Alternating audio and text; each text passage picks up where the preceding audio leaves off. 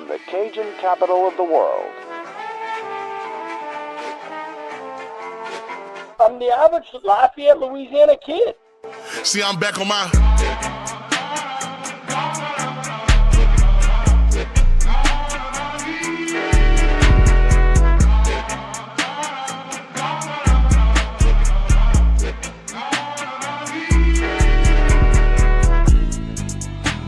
Hey, fellas.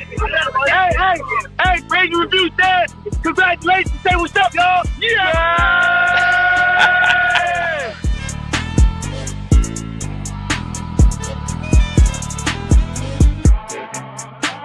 People that have courage don't have no extra gene and no difference in you. The difference is, are you going to sit down when it's time to stand up?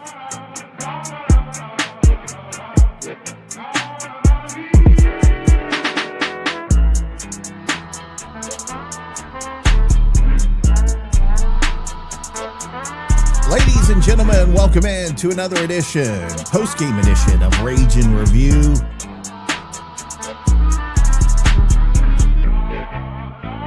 Nick and Mike holding down the fort this afternoon after that very disappointing weekend that we just witnessed.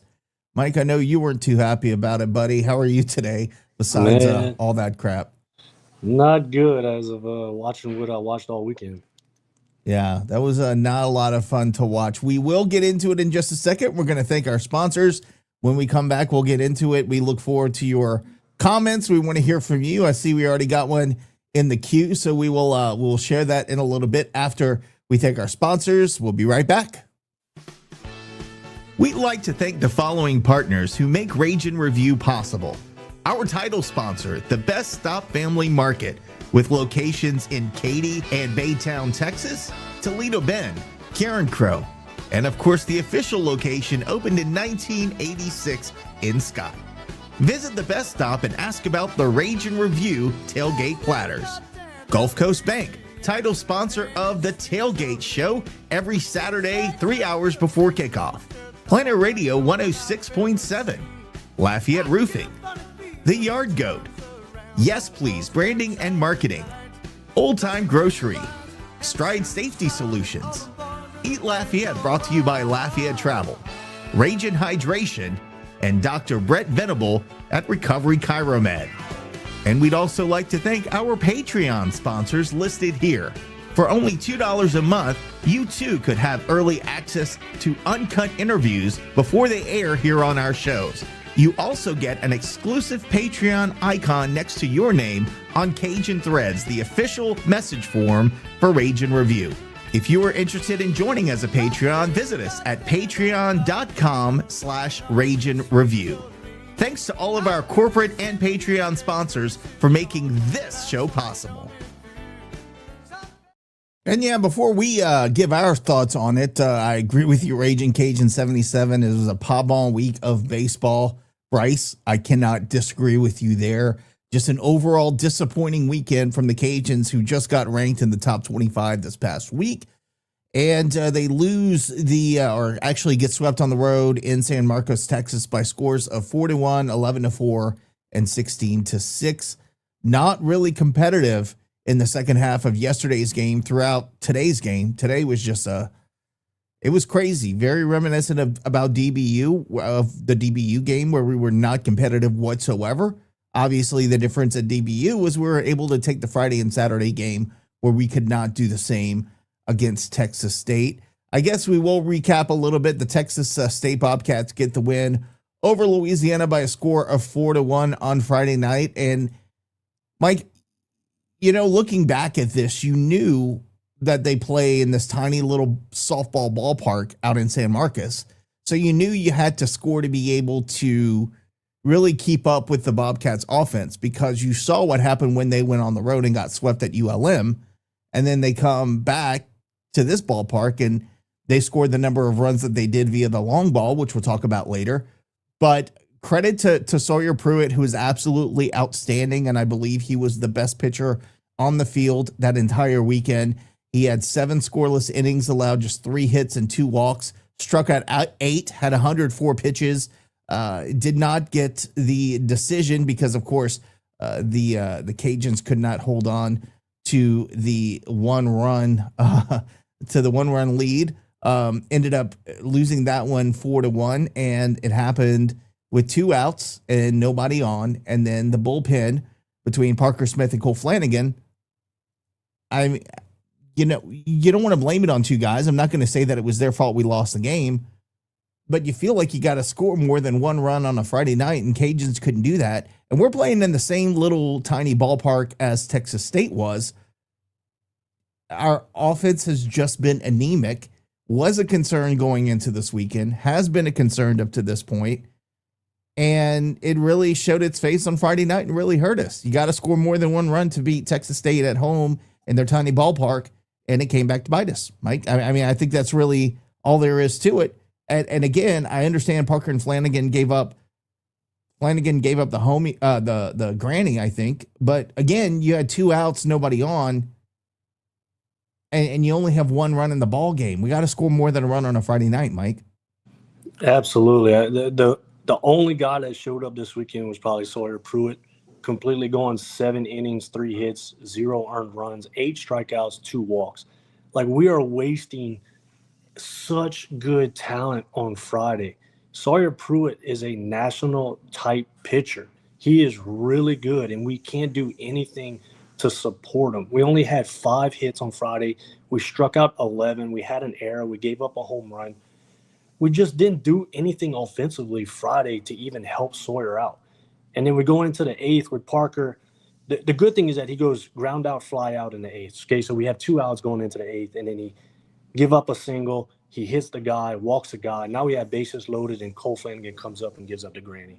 By that time, I think it was already done. We weren't doing anything offensively. I didn't really like Cole Flanagan coming in. I don't know if he's a Friday guy to bring in. To me, could be wrong, but I just see him as more of a back end towards the midweek or Sunday. He just hasn't been doing enough. Parker, two innings, 1 hit, 3 earned runs, 1 walk. What wasn't bad is just that after the 2 outs, it completely just went into shambles. And only getting 5 hits offensively, strike out 11 times, that's not going to do anything for us. I agree. And again, you only score 1 run on Friday night. I mean, you got to score more than a run on Friday night. Couldn't get it done. We played in the same ballpark. That's all I got to say. We play in the same ballpark. So to criticize that it's a small ballpark, it is, but we played the same exact park that they played in. Somebody brought up Cody Brash earlier. Why did we not bring him in on Friday? He threw 40 somewhat pitches against Houston. I'm not sure what the plan is for Brash going forward. We didn't see him at all this weekend. I would have actually been pissed if they brought him in later today after we went down so big. I thought that would have been absolutely ridiculous unless it was a planned bullpen type of situation. But I expected to see Brash at least try to get us out of that inning, and we did not do that. And I'm kind of scratching my head with Bryce in that situation. What do you think about not bringing Cody in on Friday night? Me too. I think at that moment, to kind of help the situation, Brash would have been probably a guy to go to. That close of a game, I think he would have sealed the deal. We weren't doing anything much offensively, but I think it would have helped us. I don't know if they said maybe they're going to try to bring him in Saturday, but Saturday, we give up double digits, 11-4. So yeah, I don't know what the plan was with him. 40 pitches in a midweek's not too much pitches, right? I think Friday, and it wasn't high leverage pitches. I mean, the kid was pitching strikes. He was blowing them away. They couldn't touch his stuff. Yeah. I don't know. I don't know what that is, what that means, but as we get through the rest of the conversation, Texas State had 12 homers this weekend. We've had 14 on the season. That tells you about where we are offensively so far this season. Our pitchers give up way, way, way too many home runs, and we don't have power, so it's not helping. It's mind-blowing at this point how much home runs we give up. And then we go into the Saturday game where Louisiana drops that one 11-4. Look, Herman's gonna Herman is best in the Teague. He's best in a pitcher's ballpark. I think he'll be great in Montgomery when we play there because that is certainly a pitcher's ballpark, and so is the Teague, and that's why he's been so damn good in the Teague.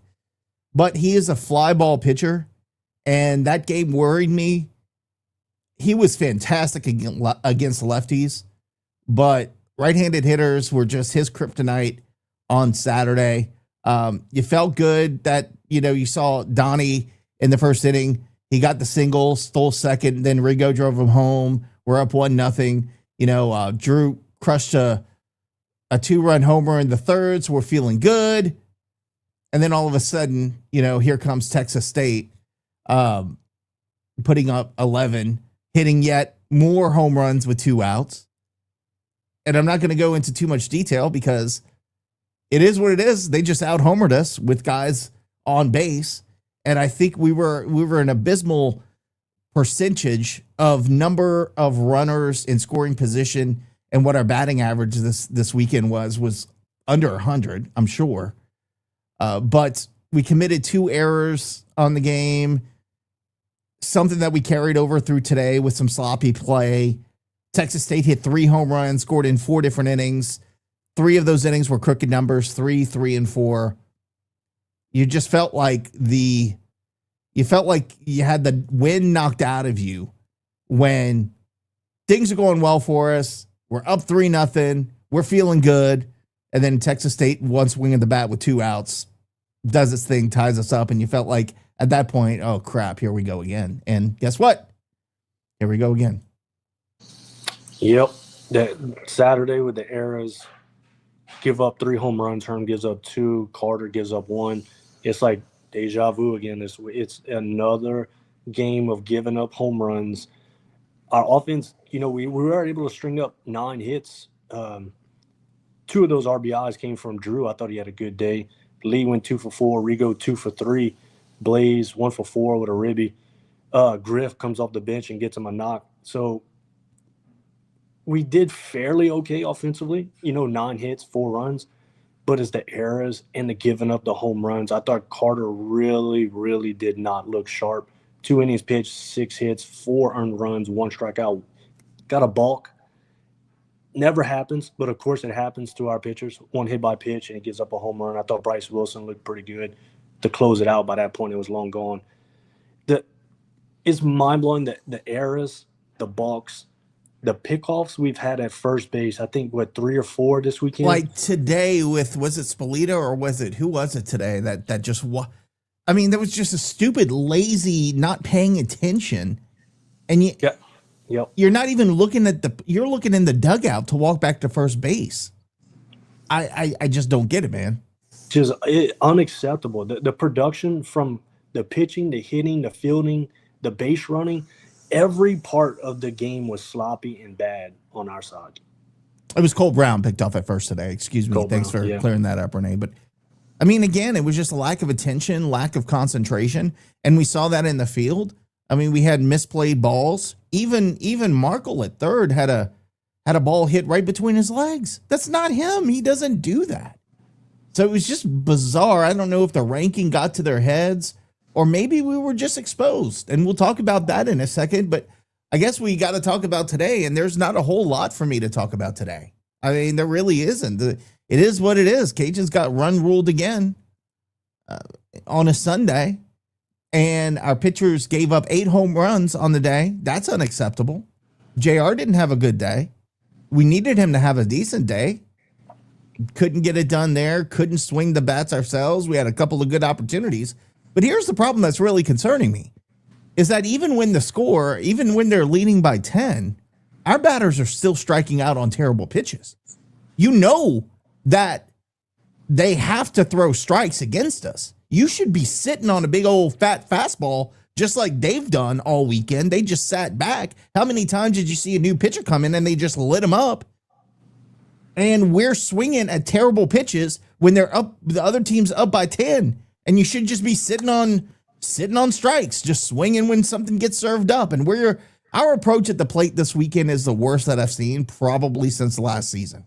It was just not good, Mike. Absolutely. And it looked like they were throwing guys that weren't even their guys, right? That They're up by 10. They're probably throwing their back into the bullpen, and we still can't touch a ball. We still can't hit guys in. Splitta did get him a knock, but we needed that in the first half of the season. I'm glad he did get one, but it was just mind-blowing how bad we looked at the plate all weekend long. It's just bad. But are you surprised? And that goes back to when I was asking the question, are the water hose boys back? And we all said, oh, yeah, the water boys hose are let's try that again. Water hose boys are back. And which I don't think I commented on because I'm not sold on this team. And this is the reason why. They've not shown me a sustained ability to offensively get the job done on a consistent basis. They do it at times against certain teams, but we had to rely, and we said this early in the season, we had to rely on their pitching. And when I say they, other teams' pitching staffs to absolutely collapse for us to win games. And when that doesn't happen, and when we continue to not be able to swing the bat or just get some kind of consistent offensive rhythm going, we look silly out there. And that's what we did this week. And I think that's why I said I didn't believe we should have been ranked after last week. We snuck in the rankings. I don't think we belong there quite yet. I didn't like us being in the top 25 because to me, that's only a distraction. And now we're sitting at 2-4 in conference. Definitely not a good situation. Definitely got exposed this weekend because we knew coming into this, we're batting around 250 as a team coming into this weekend. So we knew we weren't great offensively. Our pitching was kind of carrying us. So now we know if our pitching dips, we're in a total bind. And the lack of wins on a Friday night is really concerning. If we can't hit elite pitching, we're not going to do well in the Sun Belt Conference tournament nor in a regional. So the Friday night is such a red flag. I think out of the 6 games on Friday, we have 4 losses. Majority of them are coming in on Friday, coming into this series. Just the lack of approach we didn't even bunt well this weekend. I don't even think we bunted a lot this weekend. And that's one of our kind of like advantages, and we didn't even do that. So we definitely got exposed this weekend. But here's what I don't understand. And I alluded to this on our last show, our midweek show. I said, if we had Sandy last year and we had him in the dugout and we had the pitching situation figured out last year, we would probably have 10 more wins than we did last year. And I'm starting to understand that is still true. Like, I don't know offensively if we're any different than we were last year. The only difference is our pitching was ahead of the hitting. And then now that's catching up because, again, other teams are getting more scouting reports. They're getting more information on our pitchers. They're learning what their tendencies are. Other teams are learning what our batters' tendencies are. So if we can't generate an offense and our pitchers are having to try to pitch the games of their lives every single time they go out on the mound, that doesn't add up to a great situation. Now, credit Texas State. They had a great game plan out there, which was just hit the long ball, that wait for them to serve one up for you and just knock it out the ballpark because they know their ballpark. But I think this team is overhyped, and I think I read comments from, I don't know if it was 11.7. I don't know if there was some sports guy that was tweeting out of all the teams in the Sun Belt, my money's on the Cajuns. They're the most consistent. And I didn't want to say anything, but I wanted to question the guy and be like, I don't know if you're watching the same team that I'm watching, because there's a lot that we're concerned about, even though we're ranked in the top 25 and we have a top 20 RPI and things are going our way. I think we almost won, we won despite of our lack of offense. And now that we're not pitching as effectively as we were in the early part of the season, we are completely exposed. And one of the two's got to give at this point. Like, our pitching just has to be absolutely elite and on point, and our middle relief has to not give up bombs and walk guys and hit guys and load the bases when they come in to relieve a pitcher who's pitched his balls off the entire game, or we got to hit the ball. But we're doing neither, and that's not a recipe for success for the rest of the season, Mike. Yeah, the back end, like you said, that kind of reminded me, like the back end of the bullpen really didn't do well on either. Pap and Brock had 2 outings this weekend, and I don't even know if he went a full inning on both appearances. The amount of walks and controls he had, just concerning. The back end of the bullpen just, to me, wasn't really good. I mean, at this point, it's kind of mind-blowing how lack of power that we really have. If you control three guys in our lineup, outside of them, we're not going to have any long ball. There's no home run power for about 75% of our lineup. So if you can control the meat part of our lineup, you've got us. 866-454-RAGE. Press 1 if you want to talk to us live. Press 2 if you want to leave a voicemail, but we love to hear from you guys. Cajun Dude mentioning we batted 167 this Friday, 188 last Friday. It just, again, tells you that there's a glaring weakness to this team, and it's everything offensively. And now that we're having pitching problems, now we got 2 problems. Now we got 2 problems. Now we got 2 Band-Aids we need. And when you get totally embarrassed by a team that just got swept on the road by ULM, now ULM is a good team. And the jury is still out on Texas State because they can win at home. On the road, we'll see. Georgia, I think we said that when they played the conference championship tournament one year at Georgia Southern, where they just blasted the ball all over the field in their ballpark. They got to Georgia Southern, couldn't get a base hit because everything was a fly ball to the shallow outfield.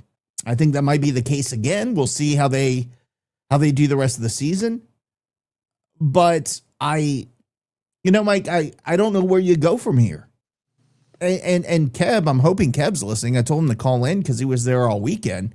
And I want to hear about the atmosphere. I want to hear about how he was treated there. I want to hear about the trip in its entirety. But you watch the video he sent of their BP before the game, and guys were just swinging it and hitting it 475 feet off the freaking off the train tracks behind the fences.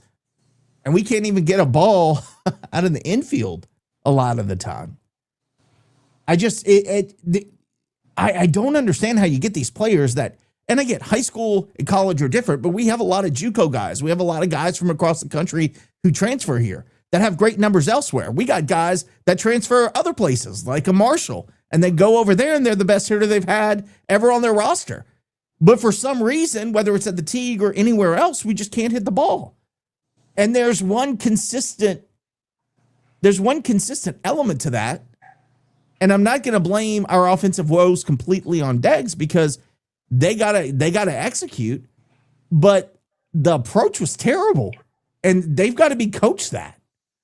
And we thought this was an offensive guru coming in, and we'd be fine this season, and here we are. Giving up 12 home runs this weekend, 8 on today. 8 today. That is the worst I've ever seen in a long time. They're doing since it 2000. I think it was the year 2001 or 2002 at New Mexico State where we gave up, I think, 8 or 9 home runs in a game. Yeah, I was there. That's why I remember it. And I think we've given up, around 31 on the year? Like that, it's completely mind-blowing how complete opposite it is. We have 14 home runs on the year. We gave up 31. That is not good. Not good. And our ERA coming into this series was around a 4.5, give or take. So it's going to go up a lot this week. That was a really good ERA, really good, pitchers. And then the amount of home runs we give up is truly mind-blowing. Maybe 39. I'm struggling, man. When you look at the updated team statistics for Louisiana, our top hitter, Colt Brown, is down to 321. Lee Amade's at 300, and we don't have another hitter over 300, or I should say 300 or above. Everyone else is under 300. As a team, we're now batting a whopping 353. And then before I go to the phone, because we do have somebody calling in, pitching wise, ERA, I don't know that this has been updated, but it says 431. I got to believe it's a lot more than that over the season. But yeah, just not very good. Ryan, what's going on, man? Oh, not too much. Nothing very good. That was not fun to watch, brother. No, not at all. Yeah, you were commenting on how we were talking about if you bought into the hype. I kind of sidestepped that comment the last time, but I said something in the group chat earlier this week about not really trusting us just yet. And I did say something about, I don't care how we win baseball games as long as we score one more run. Oh, sorry. I'm sorry. I cut you off. Go ahead. No, we've been leaning heavily on the pitching, and I was saying that I didn't care how we won baseball games as long as we won by at least one more run.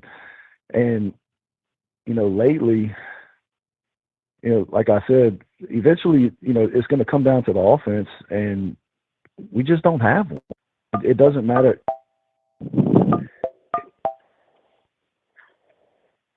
I don't know what the hell that is. I'm sorry. Go ahead. You're still on, Ryan.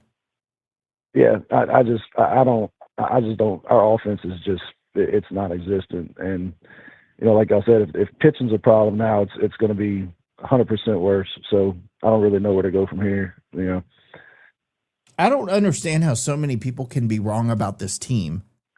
And we, like I said, the guy from College Sports Central or whoever he was from was like, we are the most consistent team in the Sun Belt. If I'm putting money on them. But when I saw that, I'm like, I don't know about that, brother.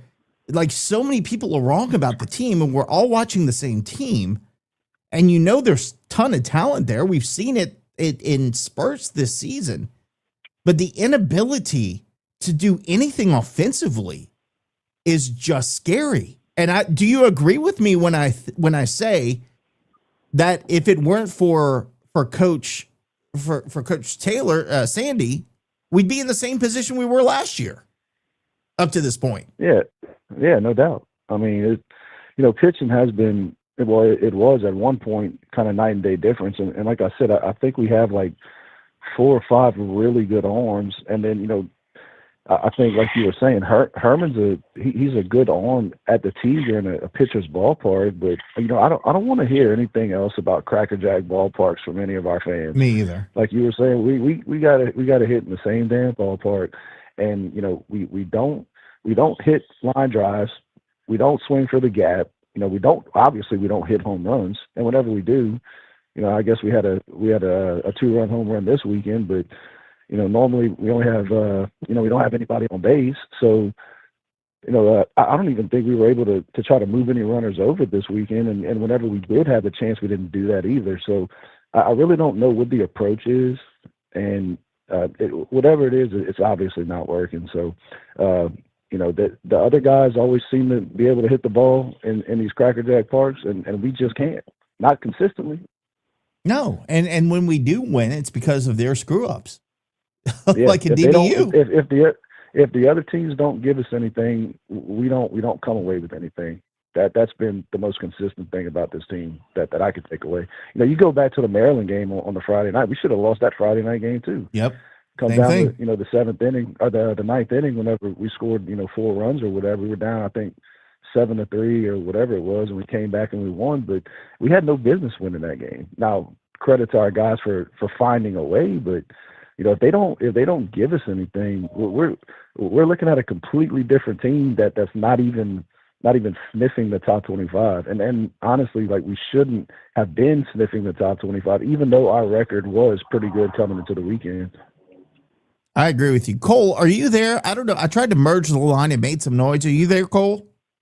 I'm here. Can y'all hear me? I can hear you, man. What's going on, brother? You can stay on, Ryan. It's just it's a group therapy session, so we'll let him talk too. What's going on, Cole?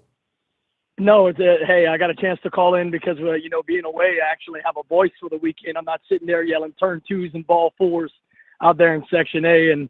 But, man, I tell you what, outside of the ball games, all 3 ball games, because those were pretty terrible. It was a great weekend in Lafayette. Spent a lot of time with the family. But let me tell you, we'll get down to the nitty-gritty. Got exposed this weekend. Pitching going into a hitter's ballpark. Friday was a great game. You're a pitch away from winning that game. I actually felt pretty damn good being in a 1-0 ball game with the bullpen that we have, with the arms that we have. But unfortunately, one swing got away from us, and they took a 4-1 lead. I thought Friday night was a pretty damn good baseball game, start to finish, by both teams. Two really good Friday night arms. That's what you expect to see in the Sun Belt Conference Friday night game. Saturday and Sunday was a completely different story. It felt like I was watching BP being thrown to Texas State. I'll talk Saturday, and I'll kind of get to today's game. Saturday, you get to an early 3-0 lead. You're grooving. You're feeling good. Drew Markle hits a home run, and we were out there on Luke Burbank's patio. I was with Mike. What's up, Mike? Shout out to you. I was with Mike. We were having a ball, and then all of a sudden we give up a three-run home run of our own, and things start to snowball. Just completely outmatched, and RC kind of talked about it a second ago. Love Herman. Listen, I want to make sure I say this, and I want to preface this. I love Andrew Herman. Start to finish, great kid, great guy, got great stuff. But he is built for a pitcher's ballpark. There's a reason that he is so good at the Teague. And when I mean so good, I mean great. He is great at the Teague. But when he goes to opposing ballparks, even last week or 2 weeks ago at DBU, he ended up getting the win in that game, but he got hit pretty hard. And it's because when he faces teams that are known for hitting the long ball in parks that are notorious for giving up the long ball, things kind of snowball and get away from him. And that's what we saw yesterday, unfortunately. And then, fast forward to today, start to finish, just completely dominated. One of the worst baseball games I've seen in a good minute from the Cajuns. Did absolutely nothing right. Pitching, defense, offense, pitching, and defense, none of it.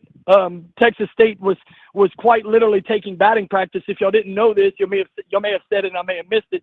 They tied the school record with 8 home runs hit in a baseball game today, and that is never a good little stat line you want to attach to your name, especially if you're a pitching school, a historical pitching school like the Cajuns are. But I'll say this, and I said in the group message, and I'm hoping I'm going to try to start to live by it. You never want to get too high. You never want to get too low. But if I learned anything from this weekend, we got to take that top 25 crap and throw it out the window. This needs to be, if we're going to do anything this season, it needs to be beyond a ranking, beyond a number next to our name. Like whatever we do has to be because we want to do it, because we're hungry to do it. I want to talk about the offense real quick.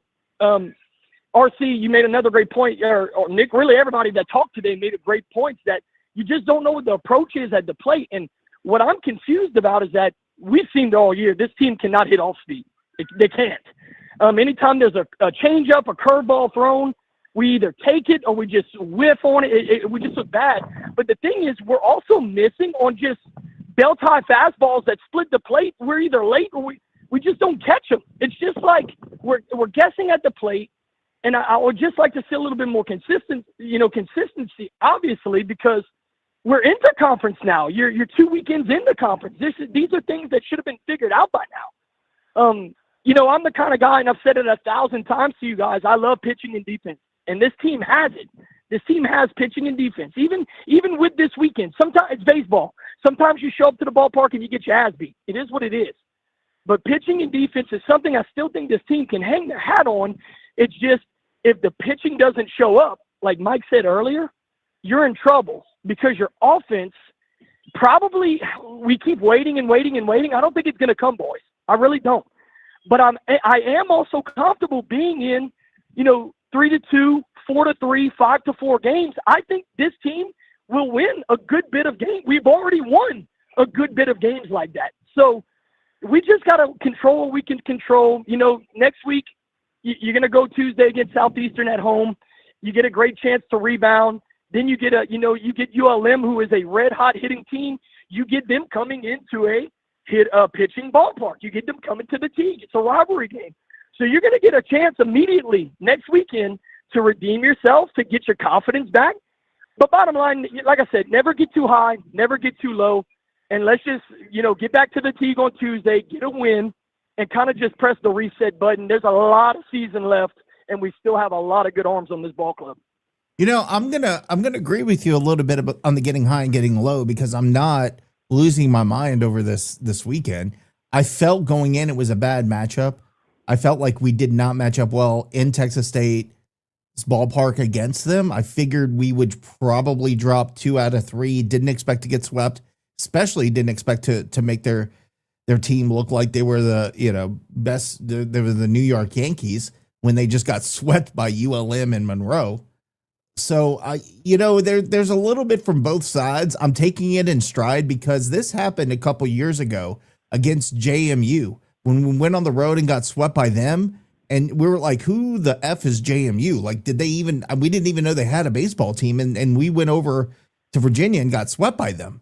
So I feel like we're at that point in the season again, where it's almost the same kind of thing. Like, okay, what do you do from here? We got to see what you got to do. And it starts on Wednesday night. And by the way, I do want to acknowledge this Texas State guy. Chicks did the long ball, man. I agree with you. You guys hit the shit out of the ball this weekend.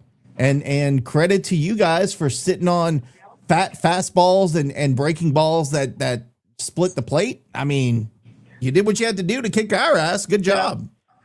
Can I say one more thing, Nick? Yep. I just want to say, you got punched in the mouth this weekend, and some teams need that.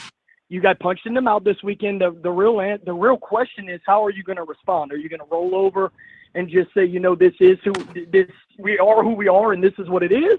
Or are you going to kind of, wake up, get to the ballpark, and just scrap and grind and do what you got to do to get in the win column? Because that's the kind of team I think this team is.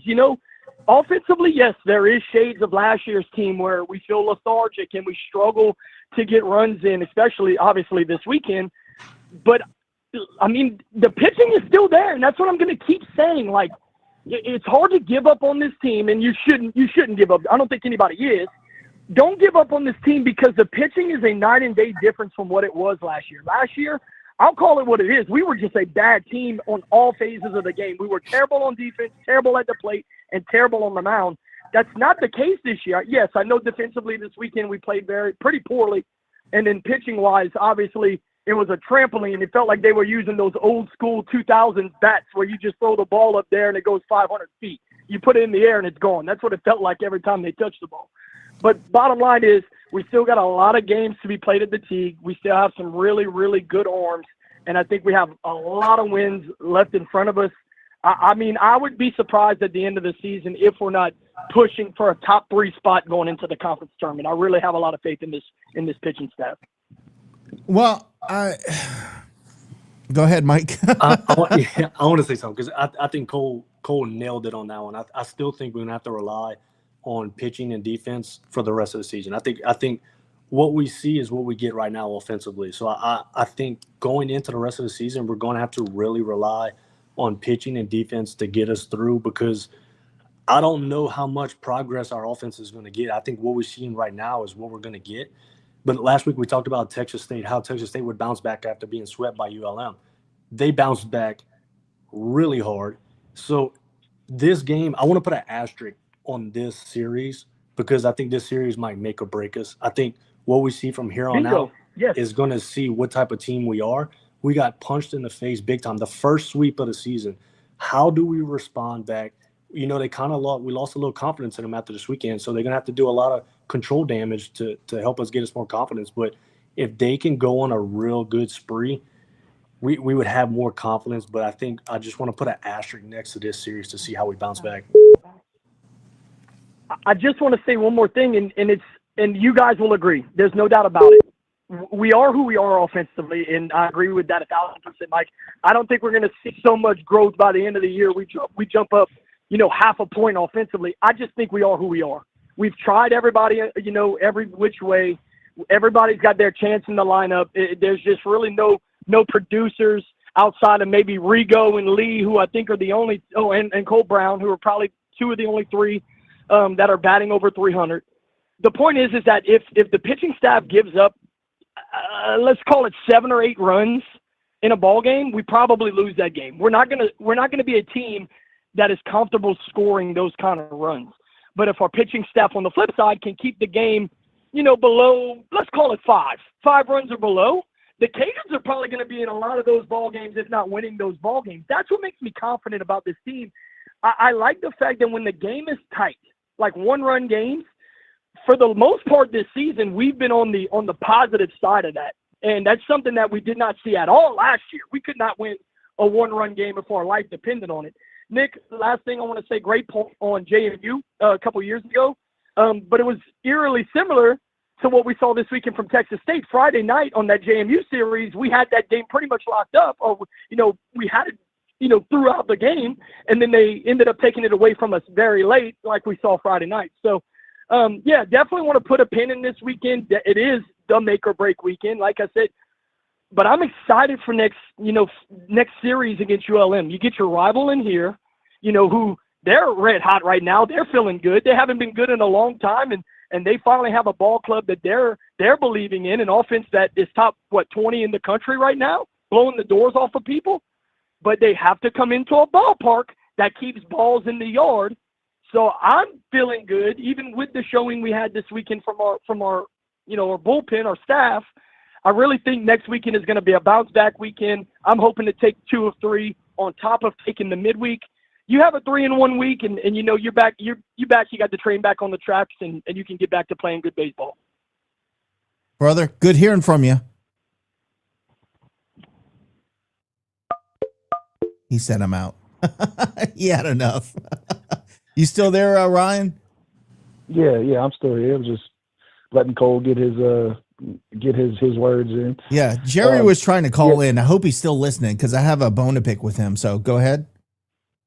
No, I mean, as far as the worrisome thing with our team, and it does have something to do with ULM and Texas State, because obviously they played last week and then we play, ULM next weekend. They gave up, I think 17 or 16 runs or whatever. They run ruled them on Sunday. So our offense just, we make pitchers that have some pretty high ERAs look like All-Americans most of the time. And don't think that ULM, whether it's a hitting ball or a pitcher's ballpark or not, they're not licking their chops waiting to come to Lafayette. They want to come in here and beat our ass. That's the bottom line. And if we get punched in the mouth this weekend and we don't respond, we're going to get punched in the mouth again. Yeah, I agree. Hey, man, I got to let you go because Jerry's trying to call in and I can't do another 3-way. Call back if you want to argue with me about what I'm about to tell Jerry, please. All right. All right. Thanks, brother. One of the things too, Mike, is we go in and look, I'm not sold on Texas State either. Texas State is 12-3 at home, 0-5 on the road. Now, they did play one neutral site series and are 3-0 in neutral site games. Don't think that's going to be the same case when they go to Montgomery. But I got to tell you, brother, I'm not sold on Texas State. I think they took advantage and had a hell of a weekend. But I'm still they are not the same team that they are on the road as they are at home. So we're gonna see what happens next or this coming week, because they're gonna host a common opponent, RGT, RBT, QCRS, TUV, and then they travel to Georgia State. So I want to see, look, if they can't get a series win against Georgia State and they just kicked our ass, that gets me a little cause for concern. Yeah, that's the kind of team that you keep an eye on, because you're not sold on them, but they had a really good weekend against a really bad production from our pitching staff. So not sold on them, but not ruling them out. That's kind of one of the teams you just got to see what they do from here on out. But they took advantage of a really, really bad UL team this weekend. Jerry, give your take, and then I'm going to light you up. Thanks, man. The other night, that I'm more curious to see Texas State's reaction coming into a 5-game win streak. And I'm gonna be honest with you, man. They gave us a really, really strong answer this weekend, playing as if their hair was on fire, and it seemed like we were the team that was complacent with a top 25 ranking. I think one thing that I've learned, and Cole and Ryan both made good points. Ryan talked about he don't want to hear another thing about Cracker Jack Ballpark. Well, let me tell you something. We can't hit in a Cracker Jack Ballpark. But you were the one that said we were going to blow it up this weekend, homie. You said we were going to the Cracker Jack Ballpark and we were going to blow it up. And I expected us to, and we blew up. We blew up something. We blew up opportunities and any chance we would get to score any type of runs. And I'll tell you, I know we're 24 games into the season, but right now, as far as our hitting goes, one thing I've learned from this weekend is we can't get in shootouts with teams. Cole made a good point about our pitching. I think our pitching obviously is going to carry us the rest of the year. But right now, there is nothing in our lineup that tells me that when we play a team and they get ahead of us 3 to 4 runs, that it's our bats that can find ways to catch up, because we just don't have it. Friday night, it was such a great game, but I was so disappointed, not just because of losing, but the fact that this is the second time that Sawyer Pruitt has started on a Friday and our bats did nothing to back him up. Hello, Simo. This was all last season. Simo came out, gave great performances, and we had no run support for him. Zero. And it's one thing for it to happen at home against South Alabama. It's another thing to let it happen on the road against a team that was on a 5-game losing streak. And on top of that, there was one point in the game, and I commented on it earlier, was we had 6 straight batters strike out, I think between the 6th and 7th or 8th inning, and they struck out either swinging at dirt at a breaking ball that Froelich seemed to master against us, or we struck out looking at meatball fastballs down the plate, which told me that our approach was not only horrific but totally off. And so it's one thing to not respond to it. It's one thing not to respond to it, but it's another thing to come in on Saturday and then get off to a nice start and then give up all these runs and have no way to respond to it. And that's where now, Cole's right. We're going to win on pitching, but man, I don't know about our hitting, guys. I think this weekend gave me a lot of answers to our bats right now. And that's the concerning part. I just also want to tell you that you need to step up the game when it comes to scouting reports, because you told me their pitching sucks, which clearly it didn't, because I thought their pitching was pretty good outside of their relievers. I really wasn't that impressed, but we also couldn't hit anything this weekend. And you also said they would make a ton of errors, and we're the one who stunk it up all weekend, and they actually played defensively, one of the better defensive teams we've seen all season. Jerry, what the hell were you reading? Well, because the Froelich had a 4.98 ERA. But you can't just look at ERAs, homie. You got to look at results. You got to look at what he does throughout the season. You missed. Yeah, but the team was coming off a 5-game losing streak and gave up double-digit runs in Monroe, and nobody expected us to come in here and play like that after going on the road and taking care of business in the last couple of weeks and then getting in a top 25 ranking. Well, we could just say it. We pooped the bed. Let's just call it what it is. We pooped the bed. And we did absolutely nothing to live up to our reputation as a top 25 team, which, by the way, I don't ever want to see us with a top 25 ranking unless we really have something to show for it. And then you had a Saturday guy that they threw out yesterday with a 6 ERA. And not only we knocked him off the mound, but then the other guy that comes in struck out 7 of our guys. So look, I mean, looking at what ULM did against them and seeing what happened, I expected us to do a little bit more than what I saw this weekend. Based on the scouting report, I expected us to win 2 out of 3. I think if you ask anybody, most people, even everybody on social media, the ones who do their predictions, a lot of people picked us to win the series. I picked us to win the series. I mean, not only did I miss, but I think I'm going to be honest with you. I think the team let us down a little bit this weekend, Nick. I mean, it's not just us picking wrong. I just think we did nothing to respond. Well, I think I'm not ever hiring you as my scouting report because, again, you were wrong. But no, I'm messing with you. I expected. I really thought. I mean, by the way you described it, we were going into a team that was just shit in the bed, and we're the ones who did that this weekend. And we kind of did in a few ways, right? And look, I don't know. I don't think you point. And look, I credit to Dags for after the game saying, yeah, we played terribly and they played really well. Credit to them, but we got a lot of figuring out to do. There was no sugarcoating it. There was no, but Rigo looks like Ichiro when he's in the box. There was none of that. He was honest and he was humbled. And I think I want to see how we respond. And I want to see how we respond after big wins. And I also want to see how we respond after losses like we had this weekend. Just like after TSAB, I wanted to see how we responded that weekend and we did well. I want to see how we respond this week. And then if we respond this week and go 3-1, this is a different conversation on Sunday, but I'm also not going to bite and take the bait and think that we're great just because we go in and do something like beat ULM 2 out of 3 or sweep them. I'm not going to take the bait going forward this season. No, and let's be honest, man. Nobody expected this. I mean, I know, I think it was Josh that said he did, and I get it. But at the same time, like, I didn't expect it. No, I don't think it's safe to say, like, nobody expected JR to give up 5 home runs today. Nobody expected us to get run ruled. Nobody expected, Herman to give up 7 runs, which I thought they kept him in too long, to be honest with you. And I definitely didn't expect to strike out 6 straight times on a Friday night. Swinging at dirt, at breaking balls, and staring at meatball fastballs down the plate. I mean, it was just a bad weekend overall. I like Cole's point.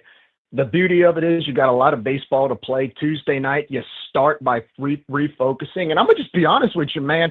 Look, you want to get that stench away from what happened this weekend, you got to go on this week. I'm going to be honest with you. I want to go 4-0.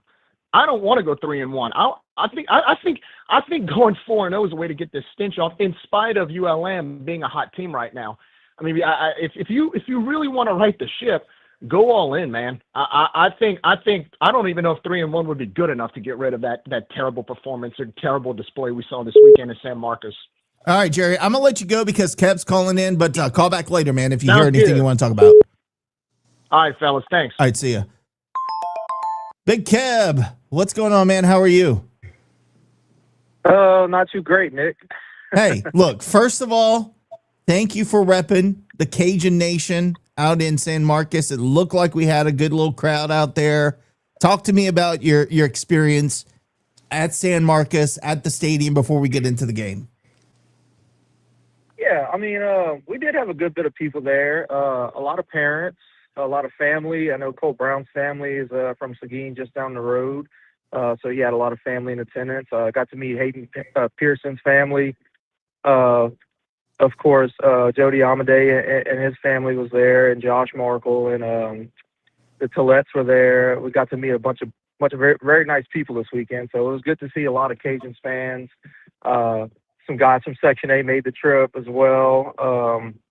So we were well represented for sure. San Marcos, it wasn't too bad of a trip. It's an okay little town. It's a nice little town square out there. Stadium-wise, look, they do what they can for a small park. It's not the Teague, it's not the Pete, it's not Coastal. It's a really small ballpark, not only dimensionally, but, as far as the stadium and the foul area itself, or, the areas behind the stadium. So what's that, man? Yeah, so it's not they do well for what they have. It's definitely a small environment. Hey, $4 Busch lattes weren't too bad either. I'll give them that. That's not bad, man. Yeah, I wish we could get back to something like that. I mean, and then they're 16, so it's not like you're paying $5 for a 12-ounce natty. So credit to them for that. But Texas State fans, for the most part, they were nice people. Met a few nice people. Wished us well on our trip and everything, and talked a little ball with us. There was a couple of them that were not as inviting. I'll just leave it at that. But I guess you get that anywhere. So overall, no, it's worse. It's worse in San baseball. Marcos. They're trash. It's worse over there. Let's just say it. I'm gonna say it. Yeah. I don't know. I'll let you say it then. You already know how I feel about it. I'm not going to put on the air, though. Yeah. No, there you go, man. Hey, talk to us about the games. The games themselves, it was not a good weekend for the Cajuns. I don't know if we want to regurgitate everything we've been talking about, but give your thoughts about what you saw this weekend, play-wise, and then what do you think we have to do to dig ourselves out of this hole? Well, it's real simple, Nick. We got our teeth kicked in, and that's that. You move on. All right, there's no need to sit here and and I'm not sure what's all been said, so I apologize if, like you said, it's been talked about already. But just from my opinion, I'm not going to come out here and trash the coach or the players or say we suck. I've been seeing some really shitty stuff on the internet from our fans. That's just not how I'm going to go about it, and that's not how you should go about it as a fan, honestly. We got our teeth kicked in. We were, I think, a little bit riding on a high horse. Texas State was out for blood. We were kind of talking last week about possibly sweeping, and I kind of mentioned I really think that's almost an impossible task.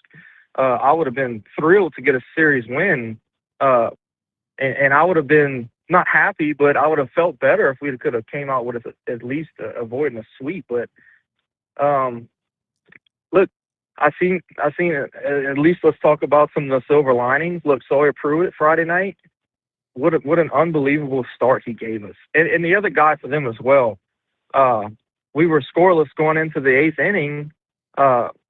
2 hits apiece. It was such a tight ball game. Like, it's a ball game you expect on Friday night, and to hold that lineup down for that long, which seemingly not too many of our pitchers could do this weekend, was outstanding from Sawyer. I mean, he's the MVP of the weekend in my book. It's hard to say that when you get swept, but you got to find the positives, and Sawyer was definitely one of them Friday night.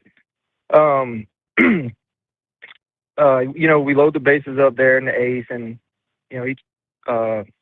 I believe it was Flanagan tries to get ahead on a first pitch, strike, and you throw into a pure DH, and the guy does what you're supposed to do with it. He puts it out of the park. So you kind of get slapped in the face there, and then Saturday you come out and you kind of punch back a little bit. You push back a little bit Saturday. We got a couple of early runs. I think we went out to a 3-0 lead, and then the home run parade started. And we get punched in the mouth, and then we get we get stomped on today. I guess it happens, I really would have liked to seen us fight back a little bit more. I will say some of the younger guys that played today, I've seen some positives from, like Jace LaCava. He came up with a few hits there. Noah Lewis came up with a nice double. I think Lee had a triple. So we punched back a little bit. Josh Lim, we fought back a little bit there at the end once it was cleanup time. So take that as you will, but you just got to flush it out. Get back to Lafayette as soon as possible. Do we play Southeastern Tuesday or Wednesday? I think Wednesday. I'd have to check the calendar, but I think it's Wednesday night. Okay. Well, look, that's fine either way. No, I'm sorry. It's regroup. Yeah, it's going to be Tuesday. They play him Tuesday at 6. That's even better. Yeah, I agree. The sooner we can get the taste out of our mouth, the better. So get back to Lafayette, regroup. Let's go crush the ball Tuesday, score some runs. And I'm sure we're gonna see Roman out there. I'm sorry, Ramon. We're gonna see Ramon out there on Tuesday. He's probably if he watching. Give us another go like he did against Houston. That would really be a kickstart to this week and what we need. Because I want to go 4-0 this week. I want to flip the script and get back to Cajuns baseball, which I know we can do, and I'm really confident we will. I really think we'll respond. I'm not worried. I'm disappointed, yes. A little bit heartbroken, but it's a long season. It's the second week in a conference, and we still have the guys we need. We just got to get the taste out of our mouths and move on. Yeah, I was going to say the same thing. I'm not pushing the panic button whatsoever. I don't even want to go 4-0 this week, man. I mean, of course I do. I'm not going to argue going 4-0. If we go 2-2 and those 2 wins are against ULM, I'm okay with it. I'm okay with the 2-2 week. If those 2 wins are against ULM, that means we pick up a conference series. I don't need to sweep every weekend, man. I'm good going 2-1 every weekend here on out. That means that we're in a high seed. That means our RPI is great. And look, we got high RPI teams coming to the Teague this year in in USM and Coastal, and then ULM. They've been swinging the bat well. There's not an easy series the rest of the way.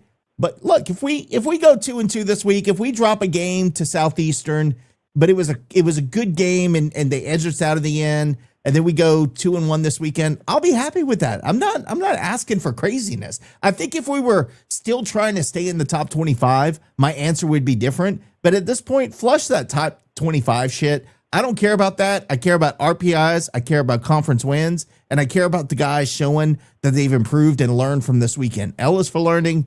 It's time to learn. No, you're 100% right, Nick. It is a gauntlet. This, especially this year, this is no Power 4 baseball conference. This conference has never been this good top to bottom ever, and we didn't draw any easy teams this year out of the East. I mean, Georgia State's playing great baseball. James Madison's. I think didn't Georgia State just take 2 out of 3 from Arkansas State? I think they did. Yeah, like I said, it's everywhere. Arkansas State, Troy's still Troy. You got obviously Coastal and Southern Miss is going to do their thing. And like the bottom end teams, like, App and ODU and James Madison, they're playing good baseball too. Like ULM, look at ULM. Yeah, I want to say this: ULM's not going to be the average. Hey, we should sweep them. I know we lost a series to them last year, and they weren't that good last year. But last year is an asterisk. But this year, ULM's not the same ULM. Those guys can hit the ball. And look, they played a weaker non-con, but now that we're in the conference, I mean, they beat the crap out of the team that just swept us. And I know they were tied up today. Did they beat South Al today? How did that game end? So I'm actually going through the scores right now. Give me a second because I'm getting down to the Sunbelt scores. Let's see. Coastal Carolina beat James Madison 16-6. They sweep the Jimmy Mads Dukes. Let's see who else. I'm sorry. I'm having to go through all of the scores. Oh, Houston got swept by Kansas this weekend.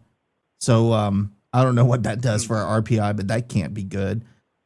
Let's see. Let me go a little further down. Bear with me, guys. Louisiana Tech lost to New Mexico State. They fell in that series 2-1. Just as I'm going through it, naming teams that we will play later this season. Georgia Southern beat Marshall 18-12 today. Marshall won that series 2-1. Texas State, of course, they got the sweep over us. Southern Miss did get the win today, 5-4 over Troy. So USM won that series 2-1. Let me look at a couple more. Missouri State, another team that we played this season that beat us. They won 10-9 over Middle Tennessee. They swept Middle Tennessee this weekend as well, so that is a good thing for us. Man, they have a lot of baseball teams. McNeese won the series against Southeastern 2-1, so they come in this weekend. South Alabama won the series against UL Monroe 2-1. They won today 16-4 at home. Wow. Yeah. App State won the series 2-1 over Old Dominion. And that about wraps it up for most of the games that we're looking at this season. But yeah, let's see. Oh, by the way, the Georgia State Panthers did get the series win over Arkansas State by beating them 9-5 today. So they get the 2-1 series win. So a lot of parity in the Sun Belt Conference, baby. Yeah, and like Arkansas State that just beat a top ranked Southern Miss team. So yeah, I mean, absolutely, the conference is phenomenal this year. You won't get a break. I think these next 2 weeks might be the easiest, and I don't even want to use the word easiest, but it could be our best chance to go on a win streak in conference. So if there's a time to get back on our horse, it's right now. And I agree. Obviously, like I said, I think a sweep this weekend and, a 4-0 week would be exactly what the doctor ordered. But again, like I said, ULM's not the ULM of the past. It's going to be tough baseball. We're going to have to pitch. We're not going to be able to give up home runs because they can hit the long ball. We're going to have to find ways to score. I don't care how you do it, just score.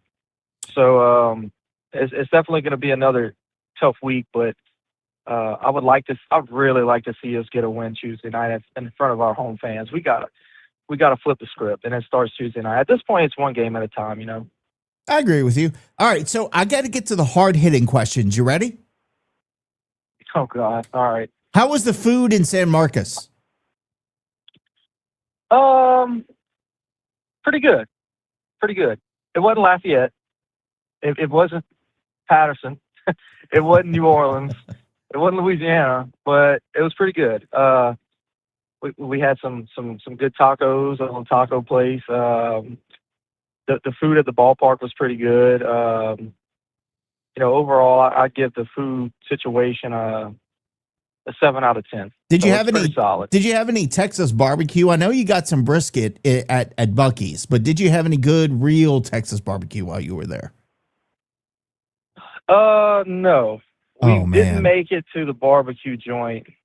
I'll I'll be honest. I could have given you some great places, man. Well, Jay Walker had kind of helped me out with some places to go. He had given me a good list, and unfortunately we weren't able to hit all of those places. We were able to go to one of them, the Herbert's Taco Hut. That was pretty great. Saturday night ended up being there was a Texas Roadhouse right down the street from the You gotta the be hotel. shitting me, Cab. Come on, man. Yeah. We had a coupon for a free app, man. Oh my We're God! You penny could have done fishing, that dude. in Lafayette, bro. Dude, I love Texas Roadhouse. Shelby, come get your man, bro. All right, last question I got for you. Which way are you taking home? Are you taking 290 or are you taking 10? I'm taking 10 back. I think it'll be a lot easier coming back through 10 through Houston. Where are you right on now? a Sunday night. Where are you right now? I'm 94. I just passed the sign. I'm 94 miles out of Houston on 10 right now. Where are y'all stopping to eat? Well, we just left the Buc-ee's in So you're already ate. Well, you're a piece of crap because I was going to go meet you and Katie and treat y'all to some good Texas Tex-Mex. But since you already ate, you do your thing, man. Well, look, I guess we got about 2 hours before we get to that part. So, well, hit me up. Hit me up. Yeah, about 30 minutes before you hit Katie. Let me know if I'm feeling frisky. I'll go meet you guys. All right, Nick. All right, brother. Safe travels, man, and we'll talk to you soon, brother. Yes, sir. I appreciate it. All right, take care. Soon. You bet. Bye. Oh man, always good to hear from Big Cab. Wish they could all be on the show today, man. He saw what we saw. I guess that was the answer to our question. He saw what we saw, which is just a lack of offensive performance and a complete collapse by the bullpen. And what else are you going to do, man? Absolutely. I do want to say this. I know this is very random, and let me get your take on this, but it looks like our outfield has a big question mark on it. I don't know if there's issues there. There's some concerning to me because we can't get a consistent lineup in the outfield. We had to put I think there. I think Donnie Deuce, he had food poisoning from what I heard. He probably ate at one of the food trucks that Kev went to. I was about to say he's in a slump, so maybe that has something to do with it. Yeah, no. So I think he was ill today. As far as left field, that continues to be a revolving door, and I don't know. Lim's, I keep calling him Lamb. Lim shows some good things at times. Yeah. At times he struggles, but I mean, what player on this team doesn't struggle at times and look great at times? So I don't know the answer to the left fielder question. And then right, who did we play at right today? We played LaCava. Yeah, Jason Clava. I think that was just to give him a chance, man. And I'm down with that. Look, I think Noah Lewis is really good. And look, Cajun Dude's talking Noah Lewis needs to be a staple out there. I agree. I love Noah Lewis out there. I think his bat's coming along. I think when he kind of gets into his stride, he'll do things, but I think defensively he's really, really good too. I don't know. He had a long gapper. He really needed that because he was lacking like the power. I agree. He had one in the right center that was almost a warning track. So that was really good to see that he has it in him. We just got to bring it out of him. Yeah, I think you could say that for a couple of guys this season, to be honest with you. I mean, we hit a lot of balls really hard at people, but you make your own luck. I don't use that as an excuse. I hate using that as an excuse. Oh, well, they hit it, but they hit it at people. Well, you know what? They made the plays. There were a lot of plays they hit at us this weekend we couldn't make. So, also, there was somebody else I was talking to this weekend. I forgot who it was, but the fake bunt, I don't know if you have noticed, we fake bunt a lot. We do it so much that our guys get behind in counts, and it takes the bat away. Now you 1-2, 2-2, and they got one real good swing to take. I don't. If we're gonna bunt. If we're not bunting, let them swing it. I don't know what the deal is with the fake bunt. I don't know if that's intentional. I don't know if they're trying to draw the pitcher off. I don't know what it is, and I don't know how it caught my eye. But talking to somebody this weekend, that kind of just reminded me of it. You know, I loved Coach Talbot back in the day. I know Josh has a different opinion. I think Talbot just tried to tweak everyone's swing, and he tried to perfect everything. Like, yeah, you have this great, stance, but if you just move this here and you do this here with your hip, and he kind of tried to tweak everything. I'm hoping that's not the case with our hitters under Deggs. I'm not saying it is. I'm just saying I hope that's not continuing, because it feels like we're tweaking things a little bit. And you see guys, especially with the bunt thing, like, why are we bunting in situations where we shouldn't bunt? I get it. You're trying to catch the other team off guard and we're trying to be chaos. But in situations where we're down by 8 runs, I don't need to see you show bunt. I don't care if the infield comes in, and if they do when they're up by 8, then that's stupid on them. Like, I don't need to see a fake bunt in that situation. I think you do it at the right times, but we're showing it so much. I don't know what to think about it, Mike. Yeah, I agree. It just caught my eye over the weekend how much we fake bunt. I just don't understand. I don't get it. If we're gonna bunt, we're a bunting team, so let's bunt. And we didn't really bunt that well this weekend. So I just don't. But did we really even have a chance to? I mean, move runners over. That's something that Ryan was talking about. We didn't really have the opportunity to move runners over. Yeah, we couldn't string anything. No timely hitting. No bunt opportunities. It was just flat all around. Flat, like the Cajun accent, baby. It's flat. Somebody's asking. Go ahead. I'm sorry. I'm saying I do think all eyes are going to be on Tuesday. I think all eyes are going to see the first half of the game on Tuesday to see body language, approaches, swings, pitchers. I think that's going to really be a good test to see how we're going to bounce back. If we look like we did this weekend on Tuesday, that's going to be a really bad look. Yeah, and Southeastern is 13-11 on the season. They're 8-7 at home, 5-4 on the road. Just to give you all an idea of what they look like, they lost their first 5 games. They lost 3 to Kent State, 1 to Southern Miss that was in Hammond, and then lost the first game of a 3-game series against SIUE. And then they won the next 2 games against that school. They dropped a game to South Alabama midweek. They won 2 out of 3 against Northwestern. They beat ULM twice midweek in Monroe. So, that shows you that they can swing the bat, because they won those games by a score of 15-5 and 16-6 in Monroe. Then they swept Grambling. They lost to South Alabama again in Mobile by a score of 10-3. They won 2 out of 3 against Stephen F. Austin.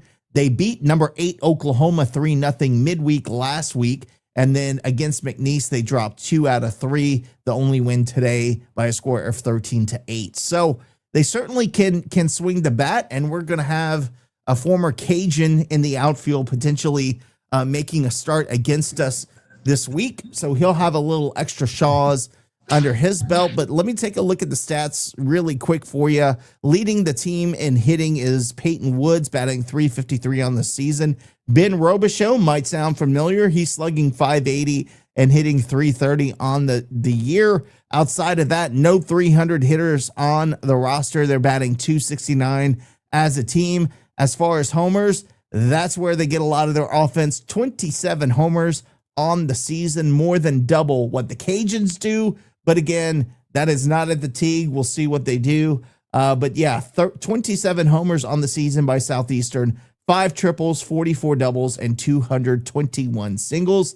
They're slugging .433 as a team. As far as pitching goes, their pitching staff has an ERA of 5.13, and teams are hitting .267 against them collectively, and defensively, a .971 fielding percentage. So, power hitting team. but it's feast or famine with those guys. And they're going to play us hard, right? They in-state school matchup, kind of a rival. But they're after seeing this weekend, they're probably not scared of us. And I think that game can easily go either way, depending on who's on the mound. Can't give up the long ball. And I think Connor Cuff is on that roster too. Somebody was asking about Connor Cuff. That's who I was alluding to, whether or not he's starting. He has been starting the last few games, and in fact, he started all 3 games this weekend. And it looks like he scored 2 runs. He was 3 for 14 on the weekend, scored 4 runs, and had a homer today against McNeese, had 2 RBI all weekend long. So that answers your question. He is probably, I would think, going to get the start against Louisiana, as is Ben Robichaux, former Louisiana player as well. So. Yeah, both of those guys got sneaky pop, and they could play really well. If I'm hoping we control them. If they go off against us, again, that's going to make us look bad. Man, well, that's what sometimes happens. It doesn't matter what team they're on. When you face your former team, you have a little bit more juice in you. Mm-hmm. So, yeah. I was gonna try to get Josh on. I know he's got dad duty today. He's doing some stuff with the kids. I think he's got coaching or practice or something going on. So we might have to wrap this up a little bit early, but I'll give you final thoughts, Mike. Anything going into this week? I think we touched on pretty much everything, but any final thoughts about what the Cajuns need to do to right the ship for the rest of the, I won't say the rest of the season, but I'd say the rest of this half of the season.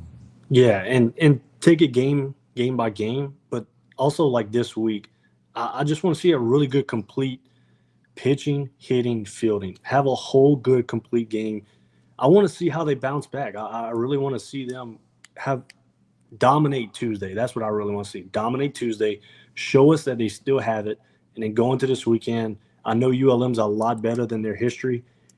Try at minimum we need 2 wins. Win the midweek game, take 2 in the conference play, and everybody can kind of take a breath from here on out. Yeah, I'm with you. Somebody earlier said we absolutely have to go 3-1. I don't think so. I mean, we have to go 3-1. We can't go 2-2 and one of those wins be against Southeastern. Like if we go 2-2, it has to be 2 games against ULM this weekend. We can't go 1-2 against ULM. So I think if we do that, if we go 2-2, I'm fine with that. But I fully expect the guys to be amped up for Southeastern. If they're watching on the way home, boys, we got your back. We just need you to start swinging the bats a little bit. We need our bullpen to be a little more solidified.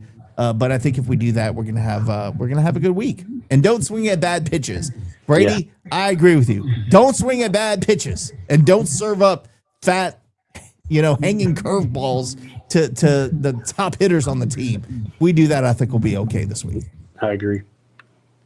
All right, boys and girls. Well, this has been fun, but we do have to call it a night because I got stuff to do.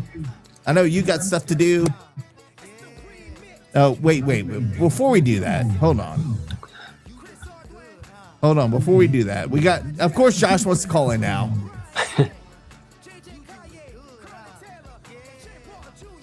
You never know what you're going to get on a live episode with Rage and Review, but I don't want to miss out on his take.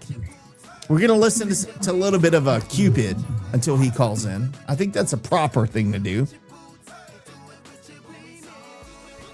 We might get a hot take from him. Oh, trust me, it's coming.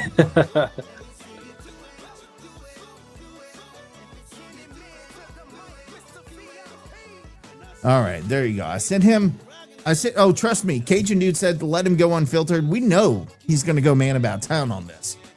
Just a matter of getting him to call in, which I think he's going to do in a second. Per everyone's request here. Sometimes the truth hurts. What are your plans this week? Are you going to all 4 games this week in Lafayette, or what are you doing? I will be there all 4 games. Absolutely. Nice. I wonder if Section A is doing something. I'm sure they are doing something this weekend. Yeah, I think somebody's in charge of cooking, so they're definitely going to be out there Saturday. Oh, of course. Of course. There are goats out there, man. They always want to cook. All right, let's bring on. I'd introduce him as Josh. I think it's going to be Man About Town what we get today. Josh, what's going on? Look, man, Some of us got kids to raise and sports to coach. I tried to tell you to go on later. I was going to call. Hey, we got stuff to do too, brother. It ain't all about man about town, baby. We got stuff we got to do.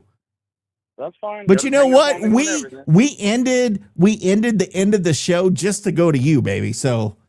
Oh, well, y'all didn't have to do that. I feel special. Well, there you go. Now you should feel special. I'm going to be quick because obviously y'all trying to get off the air. No, dude, be as long as you need to be, man. I mean, let's just be honest with ourselves. Like, I mean, too many people care about being ranked. Can we have that conversation? I mean, there's a reason why I don't get excited when we get ranked. Rankings are a popularity contest in college baseball. Well, that's why LSU was ranked after losing like 7 games, and they were still ranked in the top 10. It literally means nothing. At what point was Murray State ranked last year before they made it to Omaha? Were they? I don't know that they were. Never. They were never ranked. It means nothing. So too many people want to go 3-1 and 4-0 and talk about sweeping so they can keep the number by their name. I could care less. I know I like to bust Kevin's chops for fun, and it's all in good fun, but like the narrative around this team has been ridiculous for 2 to 3 weeks. Like we have been playing unsustainable baseball. You saw this weekend what it looks like when you don't get like Superman level pitching from this pitching staff. You saw what it looked like. And look, if we're being honest with ourselves, it was a bad matchup. You got a team in Louisiana who's struggling to score runs, and then you got a Texas State team who was kind of due, and they play in a little league park just like DBU. If you take away the Saturday freebies from DBU's pitching staff, what do we score? 4 runs? Instead, we scored 11? I mean, you can't even 12, 13, whatever it was. You can't even really judge anything from that game. We talked about that. So if you're out there and you're surprised that we got smoked this weekend, now look, maybe it was uglier than you expected it, but we've been playing unsustainable baseball. It was almost like when Sawyer went out and shoved for 8 innings and then we gave that game away. It was almost like a collective exhale from the team. I mean, imagine the amount of pressure on a freshman going out on the road, making his first conference start on the road. Imagine the pressure on Herm, who's bailed us out for 3 straight weeks. Imagine the pressure on the bullpen, who's had to be spectacular for us to win 1-run ball games for a month and a half. You know, outside of like Brash and maybe a little bit of Wilson, this is not a bullpen that has a lot of swing and miss stuff. This is a pitch to contact bullpen, and I'm not complaining about it. I like the philosophy to this point. It's been working. But this is not a team that was going to go into Texas State, San Marcos, where the ball flies out anytime you touch it, and win with a pitch to contact philosophy. We weren't making anybody look bad other than Sawyer on Friday. Well, I felt like Herm was doomed for failure because he's a fly ball pitcher. And so he looked fantastic against lefties. Against righties, he was exposed. In the Teague, that would have been a routine fly ball. You got guys like Drew Markle, who I love, one of my favorite players, but he hasn't been good at third base. He has been all-time good for what we've seen in the last 50, 60 years. He's like Carter good. He's been Leonard's good. He's been super freaking good at third. That is not going to continue the entire season. You know, you got guys like Rigo who have been excellent at second base. You got guys, Blaze has been wonderful. We were doomed to kick it around a little bit. We were just due. We've been playing above our heads. People forget that this is still a rebuild. This is still a rebuild. And we're so far ahead of pace that people forgot it was a rebuild. Like at one point, we were going to falter. I'm still bullish on the team. I still love the core. I still want to win pitching and playing defense. That travels. And I think we're going to recover from this weekend. But nobody should be surprised that we lost a series at Texas State. And honestly, I mean, getting swept, when I saw the lineup come out today, you know, Deggs is on another one of his kicks to prove a point. I said, we're swept. That lineup wasn't going out and scoring 10 runs. That lineup wasn't going out. Look, I know we ended up scoring 6 runs, but, you know, Spolita finally hits a ball in mop-up duty over the wall. Like all weekend, it really showed the lack of pop that this offense has. Been saying it all year. You've got to have some slug. You got to find some slug up and down the meat of that roster, and we just haven't been able to do it. This is who we are. We found out a little bit about ourselves. But do you agree with me? Elite pitching to win. Do you agree with me? This feels like 2 years ago against JMU when we went up to them, got swept, and something after that, like, and it wasn't even the next weekend. It was like a few weekends after something clicked and the offense started clicking. But this feels just like JMU, where we had a lot of confidence going into conference play. And then all of a sudden we get swept by freaking JMU. Like, it kind of feels like that a little bit. I do see your point on that. I personally, and I am more cynical, so maybe I'm wrong here, but I personally have never been sold. I said this week, I don't think I know who we are. I don't think we know who we are as a team yet. It's still, second week of conference, third week of conference, whatever it is. We still, I think, have some blemishes that we got to figure out. And clearly, it's on the offensive side of the ball. I expect us to kick a ball from time to time. I don't expect this bullpen to have a 2 ERA and a .98 whip. I don't think that that's going to continue, but I think it's going to be good. I think when everything settles and the water comes back to where it's supposed to be, I think we're still going to be a good pitching staff and a good defense. We've proven it too many times, and we've beaten good teams doing those things. But there's been too many times where this offense leaves you left needing more. And until that is solved, we got major issues. I am projecting to June. I think at the end of the day, you're judged on what you look like on Fridays. And on Fridays, we haven't been good. So that is where we are. And look, I'm not discouraged, not even in the least bit. I'm not discouraged at all. In fact, like you said, this might serve as a wake-up call. But I really, I wanted to kind of caution everybody to don't jump off the bridge just yet. We've just been playing way over our heads for 6 weeks. That's just how I see this team right now. And that's why I kept bringing up that guy that whoever tweeted out from whatever publication said, we're the most complete team in the Sun Belt. I'm like, I don't know what team you're watching. Are you really watching us that closely? Because we're not, and I thought Arkansas State was. They go to Georgia State. They lose 2 out of 3. There are a lot of teams that lost this weekend that were doing really, really well. This is going to be a gauntlet in the Sun Belt. And I guess, the league's good. Yeah, the league is good. And I had 2 more questions for you. Do you agree with me that if we win 2 out of 3 against ULM, and if we so happen to drop the Southeastern game midweek, I'm happy. Are you in the same boat as me? Yeah, because I think we're finding ourselves. Yep. The thing about the Spolita mop-up homer, maybe it gets them going. The thing about Donnie having poisoning or whatever it is that they said he had, maybe he sits a little bit and he gets to watch. Because let's be honest, the book's out on him. He's a fastball hitter. He's a dead pull hitter. He's got to make some adjustments in the swing, and I think he's got talent and he's explosive. But it's time to make the adjustment. And again, like I said 3 weeks ago, you cannot rely on Colt Brown to anchor the lineup for Slug. Can't do it. He needs help because they're going to adjust to him. He's a freshman. Shout out to Rigo, who, a little bit of scuffles, but overall, he's just been one of those guys you can rely on. We need more than one. Got to. We got to turn the lineup over. We got to find roles for hitters, and we're just not there yet.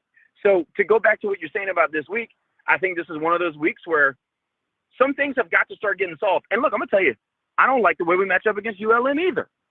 Now, well, I like it better that we're playing at home, but outside of that, I agree. It's different because pitching's going to hold up in the Teague much better than it's going to hold up in Monroe or in Texas State or, any of these other smaller parks.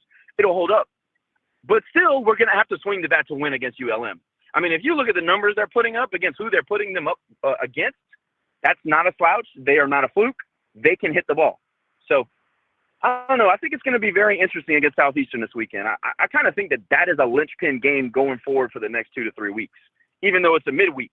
I think the way that they bounce back is going to be important. I agree. And just for you to know, Houston got swept by Kansas this week, and Texas State will be playing UT-RGV, so I'll be having my eye on that game to see, what that looks like as a home game. I think that'll be an interesting series. Me too. I want to see how that goes. Final question for you before you go, brother. I think we have a couple guys watching, and some of them like you better than all of us. But if you have a message for the team at this point after getting their ass kicked at San Marcos, what is it?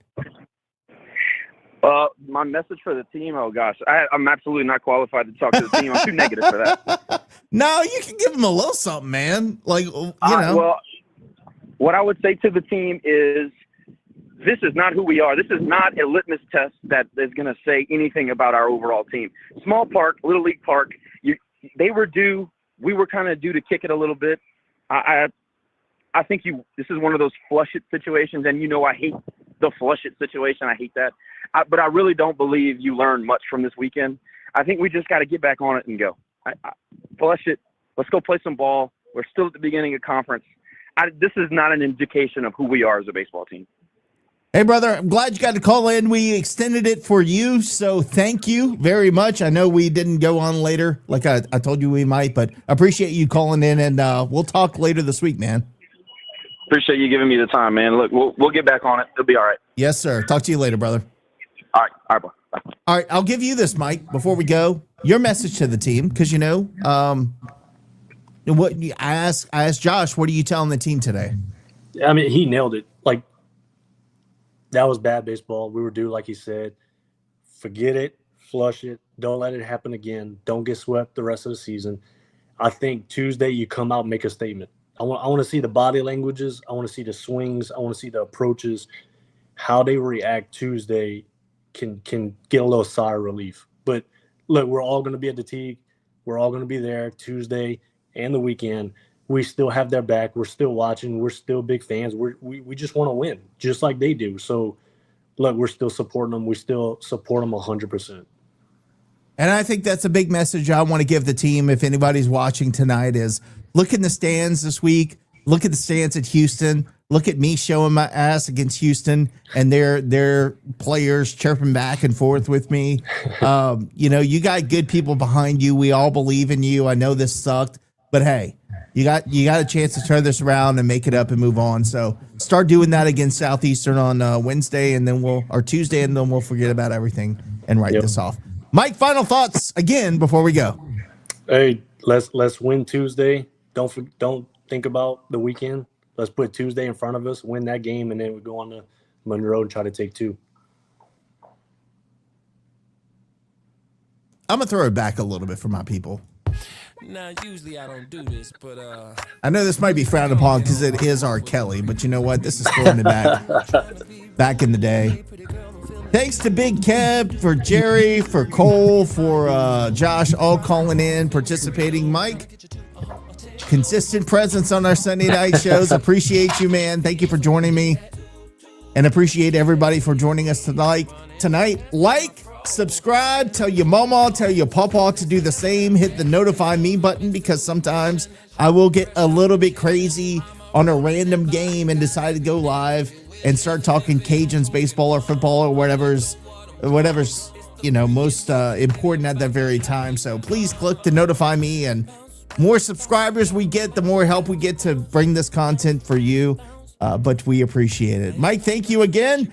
For all the boys at Rage and Review, we thank you for joining us tonight. And as always, go Cajuns. Go Cajuns. I'm about to take my key and stick it in the ignition. So give me that. Let me give you that. Running her hands through my fro, bouncing on 24s. Why they say I'm ready? It's the remix to ignition. Hot and fresh out the kitchen. Mama